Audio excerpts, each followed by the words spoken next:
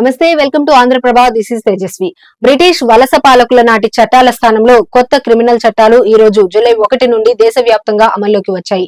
Indian penal code, criminal procedure code, Indian evidence act స్థానాల్లో వరుసగా భారతీయ న్యాయ సంహిత, భారతీయ నాగరిక సురక్ష సంహిత, భారతీయ సాక్ష్య అధినియం చట్టాలు ఆచరణలోకి వచ్చాయి.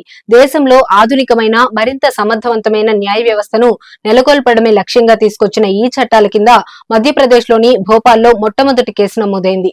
ధ్వంసానికి సంబంధించిన ఘటనపై భోపాల్లోని నిషాద్పురా పోలీస్ స్టేషన్ లో తొలి కేసు నమోదైంది. అర్ధరాత్రి 12:05 దాడి జరగ్గా ఫిర్యాదు మేరకు రాత్రి 12:20 కొత్త చట్టం కింద ఎఫ్ఐఆర్ నమోదైంది. కొత్త చట్టాల కింద కేసు నమోదు చేశామని స్టేషన్ ఇన్ఛార్జి వెల్లడించారు.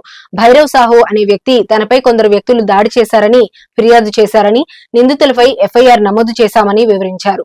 భారతీయ న్యాయ వ్యవస్థ చట్టం ప్రకారం సెక్షన్ 115 కింద దాడి, సెక్షన్ 296 కింద అసభ్యకర ప్రవర్తన, సెక్షన్ 119 కింద అల్లరి చేయడం కేసులు నమోదు చేసినట్లు వెల్లడించారు.